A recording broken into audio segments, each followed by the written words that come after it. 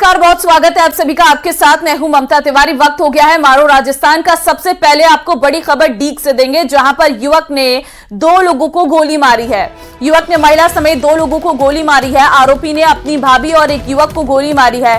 गोली लगने से युवक मंजीत की मौत हुई है। घायल महिला करम कौर का इलाज जारी है। जुरहरा पुलिस गोली मारने वाले की तलाश कर रही है। घटना के कारणों का अभी तक खुलासा नहीं हो पाया है।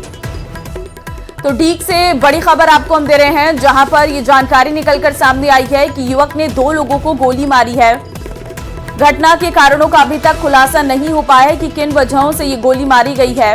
फिलहाल ये अहम जानकारी से इस वक्त आपको रूबरू करवा रहे हैं। युवक ने महिला समेत 2 लोगों को गोली मारी है, जिसमें आरोपी ने अपनी भाभी और एक युवक को गोली मारी है। तो गोली लगने से युवक मंजीत की तो मौत हो गई है, लेकिन महिला करम कौर का इस वक्त इलाज अस्पताल में जारी है। जुरहरा थाना पुलिस गोली मारने वाले की अब तलाश कर रही है। घटना के कारणों का अभी तक खुलासा नहीं हो सका है। तो युवक ने महिला समेत 2 लोगों को गोली मारी है, लेकिन गोली क्यों मारी गई है इसकी अभी तक जानकारी सामने नहीं आ पाई है। लेकिन गोली लगने से युवक की मौत हो गई है। साथ ही जो महिला जिसे गोली लगी है वो गंभीर घायल है। अस्पताल में महिला करम कौर का इस वक्त इलाज जारी है। दीपक संवाददाता हमारे साथ फोन लाइन पे हैं। दीपक, युवक ने 2 लोगों को गोली मारी है, क्या कारण है इसके पीछे? देखिए, बिल्कुल ये डीग जिले के जुरहरा थाना क्षेत्र का गांव है, बमनबाड़ी का बास। वहां का ये पूरा मामला है। एक युवक ने एक महिला और पुरुष को गोली मारी है। जिस महिला को गोली लगी है वो युवक की भाभी लगती है, और दूसरा जो युवक है मंजीत, उसकी मौत हो गई है। घटना की सूचना पर जुरहरा थाना पुलिस मौके पर पहुंची और मौके पर पहुंच करके पूरे मामले की जानकारी जुटाई है। जो मृतक है उसके शव को जुरहरा अस्पताल की मोर्चरी में रखवाया है। प्राथमिक जानकारी में सामने ये आया है कि मामला घरेलू उससे जुड़ा हुआ है, लेकिन पुलिस का कहना है कि पूरे मामले की जांच की जा रही है कि आखिर वो युवक कौन था मंजीत, जो जिसके गोली लगी है। पुलिस का कहना है कि पूरे मामले की जांच करने के बाद ही खुलासा हो पाएगा कि क्या मामला प्रेम प्रसंग से जुड़ा हुआ है या फिर किसी दूसरे तरीके का मामला है। ये अभी कहना जल्दबाजी होगा। तो पुलिस का कहना है कि पूरे मामले की जांच के बाद क्लियर हो जाएगा। फिलहाल आरोपी की तलाश में टीम गठित की गई है। कई थानों की पुलिस आरोपी की तलाश कर रही है। ठीक है दीपक, बहुत धन्यवाद आपका तमाम जानकारी देने के लिए। बीकानेर के खाजूवाला से अब आपको बड़ी खबर देंगे, जहां पर सिंचाई के पानी के लिए धरना जारी है।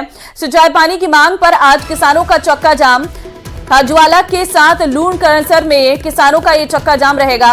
खाजूवाला, पूगल, छतरगढ़, आरडी 465 लूण करनसर करेंगे जाम। घरसाना, रावला, अनूपगढ़ में किसान ये सड़क मार्ग जाम करने वाले हैं। सरसों गेहूं की फसलों के लिए किसान कर रहे पानी की मांग। आईजीएनपी नहर में 2 अतिरिक्त सिंचाई पानी देने की मुख्य मांग है। किसानों के ऐलान के बाद पुलिस प्रशासन अलर्ट है। जिला कलेक्टर और एसपी ने की अधिकारियों के साथ बैठक। कानून व्यवस्था बनाए रखने को लेकर अधिकारियों को दिशा निर्देश दिए गए हैं। विक्रम हमारे संवाददाता फोन लाइन पे इस वक्त हमारे साथ है। विक्रम, सिंचाई को लेकर जो धरना है, सिंचाई के पानी को लेकर, आज किसान बताए जा रहे हैं कि चक्का जाम करने वाले हैं। जी देखिए, बीकानेर जिले की कई तहसीलों में आज जो है वो चक्का जाम रखा जाएगा, और कल से ही जो प्रशासन है वो किसानों से वार्ता कर रहा है। जिला कलेक्टर नम्रता वर्षणी और जो एसपी हैं काविंद्र सागर, उन्होंने कल लूनकरनसर में और पूगल में जाकर किसानों से बात की है कि जो आंदोलन है वो पूरी तरीके से शांतिपूर्वक किया जाए, क्योंकि लगातार पिछले 3-4 दिन से जो है ये महापड़ाव का दौर किसानों का चल रहा है, और अलग अलग तहसीलों में किसान जो है प्रदर्शन कर रहे हैं, और लूनकरनसर में लगातार जो एसडीएम कार्यालय है उसके आगे ये आंदोलन चल रहा है। तो ऐसे में जिला प्रशासन भी इस आंदोलन को लेकर गंभीर हुआ है, क्योंकि आज सब जगहों पर चक्का जाम का किसानों ने पहले से ऐलान कर रखा था। तो इसलिए पूरा जो है बंदोबस्त भी लगाया गया है, और जो सीनियर अधिकारी हैं उन्हें भी लगाया गया है। लेकिन दूसरी तरफ सरकार के जो प्रयास थे, सरकार ने एक डेलीगेट जो है वो हरी के बैराज भेजा है, जिसमें सिंचाई विभाग के रेगुलेशन के अधिकारी हैं और साथ में किसानों के प्रतिनिधि हैं, ताकि डैम में क्या स्थिति है पानी की उसकी वास्तविक रिपोर्ट ली जाए। केंद्रीय कानून मंत्री अर्जुन राम मेघवाल भी बीकानेर में ही हैं, और उन्होंने भी कल जो है किसानों के डेलीगेट से बात की है और सिंचाई के अधिकारियों को कहा है कि अगर संभव है तो इन्हें पानी दिया जाए, क्योंकि किसानों का ये कहना है कि अगर 2 बारी पानी नहीं मिलता है तो उनकी जो फसलें हैं वो पूरी तरीके से नष्ट हो जाएगी और जिससे किसानों को भारी नुकसान होगा। तो दूसरी तरफ जो संयुक्त किसान मोर्चा में कांग्रेस के प्रतिनिधि भी शामिल हुए हैं, तो पूर्व मंत्री ने गोविंद राम ने कहा कि हमारे समय में भी इस तरह की समस्या आई थी, हमारी सरकार के समय, फिर भी हमने किसानों को पानी दिया था, तो ऐसे में पौंग डैम से अभी भी पानी दिया जा सकता है। तो ये सारी चीजों को लेकर ही जो ये आंदोलन किया जा रहा है और आज क्योंकि कई स्थानों पर चक्का जाम है, इसलिए प्रशासन पूरी तरीके से। ठीक है विक्रम, बहुत धन्यवाद आपका तमाम जानकारी देने के लिए। वहीं किसानों की मांग को लेकर केंद्र सरकार के मंत्री गंभीर नजर आ रहे हैं। केंद्रीय मंत्री अर्जुन राम मेघवाल ने किसानों की डेलीगेशन से धरातल की रिपोर्ट ली है, साथ ही सिंचाई पानी को लेकर सीएम से फोन पर बात की है। साथ ही अधिकारियों को भी सख्त निर्देश दिए हैं कि सभी मशीनरी लगाकर किसानों को जल्द पूरा पानी दे। आईजीएनपी से पानी की मात्रा बढ़ाकर पूरा पानी देने के प्रयास तेज करें। आपको बता दें कि खाजूवाला विधायक डॉक्टर विश्वनाथ मेघवाल लगातार सरकार के संपर्क में है और किसानों को पानी दिलाने के प्रयास में जुटे हुए हैं। तो सिंचाई पानी के मामले में केंद्र सरकार अब गंभीर नजर आ रही है। यहां पर सिंचाई पानी के मामले पर केंद्र सरकार ने सिंचाई को लेकर अर्जुन राम की सीएम से फोन पर बात भी हुई है और सिंचाई अधिकारियों को 2 टूक यहां पर कहा भी गया है। देखिए, श्रीगंगानगर से भी बड़ी खबर है जहां पर सिंचाई के पानी को लेकर संग्राम देखने को मिला है, क्योंकि सिंचाई पानी की मांग पर आज किसानों का चक्का जाम यहां पर भी रहने वाला है। संयुक्त किसान मोर्चा का 3 जगहों पर चक्का जाम का फैसला है। जल संसाधन विभाग, प्रशासन, किसानों की वार्ता बेनतीजा रही है। खेतों में खड़ी रबी की फसल के लिए कर रहे सिंचाई पानी की मांग। तो देखिए, सिंचाई पानी की मांग यहां पर की जा रही है। संयुक्त किसान मोर्चा का 3 जगहों पर आज चक्का जाम का फैसला है।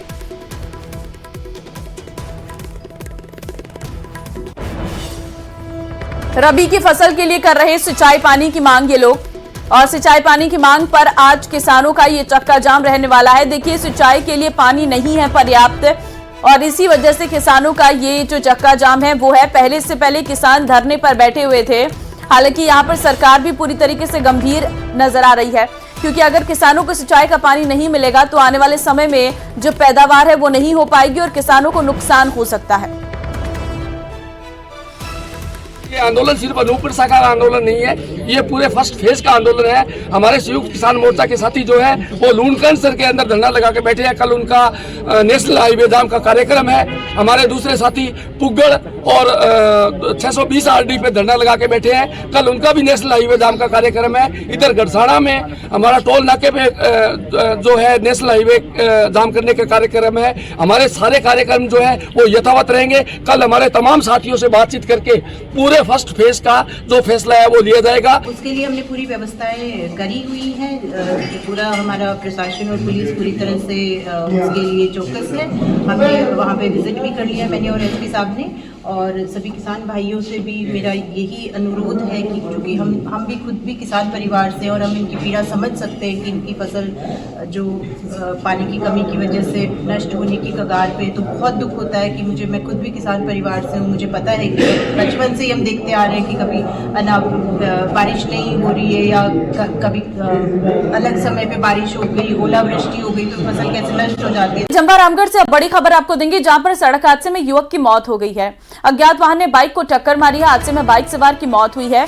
भोजरा निवासी कालू गुजर के रूप में हुई थी। मृतक की पहचान, पुलिस ने शव को मोर्चरी में रखवाया है। रायसर इलाके के लुनेठा मोड़ के पास की पूरी घटना है। तो सड़क हादसे में युवक की मौत की खबर है। जयपुर के जंवा रामगढ़ से आपको खबर दे रहे हैं। पुलिस ने फिलहाल शव को मोर्चरी में रखवा दिया है। अब आगे पुलिस इस पूरे मामले की जांच कर रही है। रायसर इलाके के लुनेठा मोड़ के पास की ये घटना है। अज्ञात वाहन ने बाइक को टक्कर मारी है। और आज से सीबीएसई की परीक्षाएं शुरू हो रही हैं। सीबीएसई की 10वीं और 12वीं की परीक्षा आज है। पहले दिन 10वीं का अंग्रेजी का पेपर है और 12वीं का फिजिकल एजुकेशन का पेपर है। सुबह 10:30 बजे से लेकर दोपहर 1:30 बजे तक ये परीक्षा होगी। अजमेर रीजन में 2,70,000 परीक्षार्थी पंजीकृत हैं। 10वीं की बोर्ड परीक्षा में 1,40,000 परीक्षार्थी पंजीकृत हैं। 12वीं की बोर्ड परीक्षा में 1,30,000 परीक्षार्थी पंजीकृत हैं। तो आज से 10वीं और 12वीं की परीक्षा शुरू हो रही है और ऐसे में पहले से ही परीक्षा को लेकर तैयारियां की गई हैं। सीबीएसई के द्वारा सभी को जो एडमिट कार्ड है वो दे दिए गए हैं और अब जो है आज परीक्षा रहने वाली है और किसी भी तरीके से परीक्षा में नकल ना हो सके, नकल विहीन ये परीक्षा रहे, इसके लिए पूरे इंतजाम जो है वो किए गए हैं। राजस्थान गिरफ्तार किया गया है। बाइक पर अफीम सप्लाई करने निकला था ये आरोपी। पुलिस ने आरोपी महिपाल बिश्नोई को दबोचा है। आरोपी के कब्जे से 1 किलो अफीम और बाइक जब्त की गई है। MS कॉलेज के पास ये कार्रवाई हुई है। सदर थाना अधिकारी दिग्पाल सिंह की ये कार्रवाई है। पुलिस आरोपी से अब पूछताछ कर रही है। तो 1 किलो अफीम के साथ युवक को गिरफ्तार किया गया है। बाइक पर अफीम सप्लाई करने निकला था ये आरोपी। पुलिस ने आरोपी महिपाल बिश्नोई को दबोचा है। आरोपी के कब्जे से 1 किलो अफीम और बाइक जब्त की गई है। कोटा के जवाहर नगर थाना पुलिस ने अवैध मादक पदार्थ के खिलाफ कार्रवाई करते हुए एक आरोपी को गिरफ्तार किया है। आरोपी के कब्जे से पुलिस की टीम 200 ग्राम गांजा बरामद किया है। आरोपी दीपक खिंची महावीर नगर इलाके का निवासी है। पुलिस ने ऑपरेशन नश्वर के तहत पानी की टंकी के पास दबिश देकर आरोपी को गिरफ्तार किया है। फिलहाल जवाहर नगर थाना पुलिस विभाग में जांच कर रही है। भारत के ऐतराज के बाद भी पाकिस्तान की ओर से मोरवी में बनाए रेलवे स्टेशन तक टूरिस्ट रेल का संचालन शुरू कर दिया गया है। पाकिस्तान की टूरिस्ट रेल 0 लाइन तक पहुंची है। रेल के साथ पाक रेंजर्स भी आए थे। इस रेल के आने जाने पर BSF चौकस है।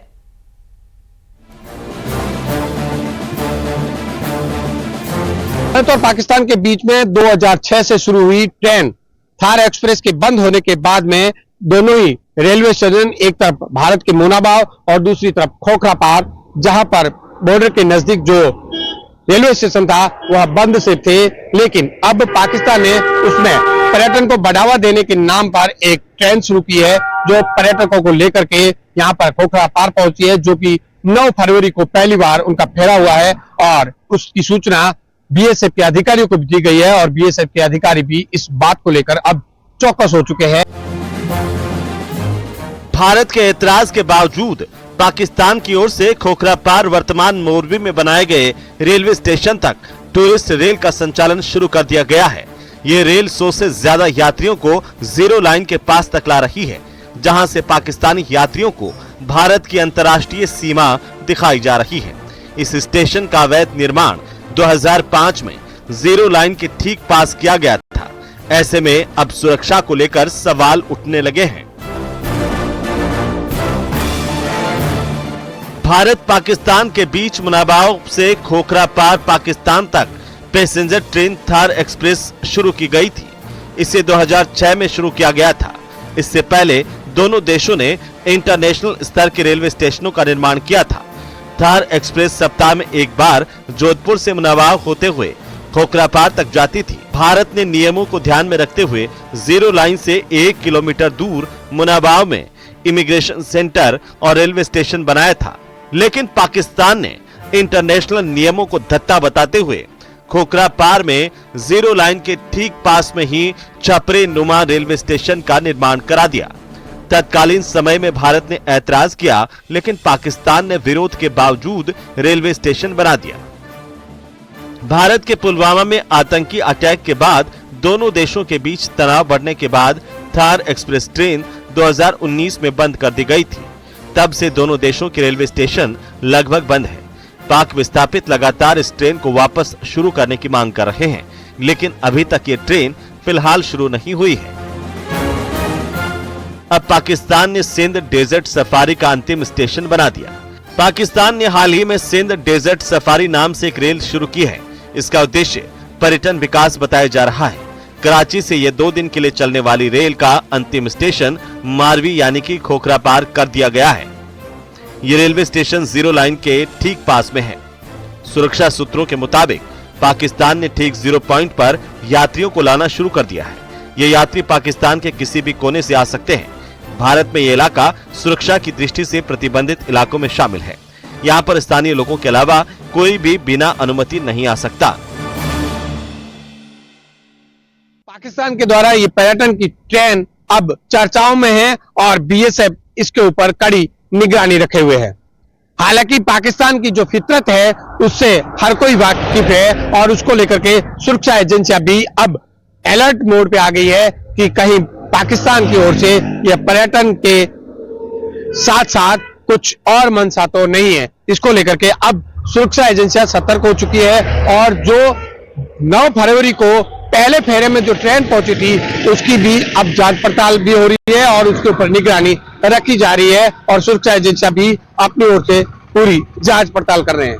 अब देखने वाली बात होगी कि पाकिस्तान की ओर से यह पर्यटन की जो ट्रेन चलाई गई है यह पहली बार होगी या फिर यह एक पर्यटन को लेकर के वहां इस तरह की कोई गतिविधि बढ़ती है। इसको लेकर अब सुरक्षा एजेंसियां जो है वो अलर्ट मोड पे है। कैमरा पर्सन गणपत के साथ प्रेमनंद था, न्यूज 18 बाड़मेर।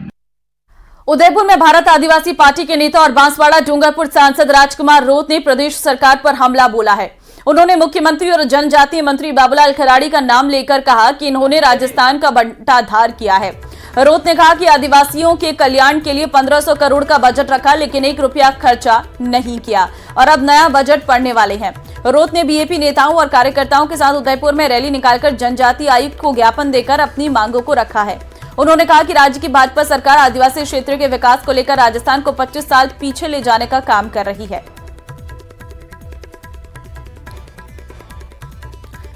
इस बुलेटिन में फिलहाल के लिए बस इतना ही। आगे देखिए स्पेशल रिपोर्ट। नमस्कार।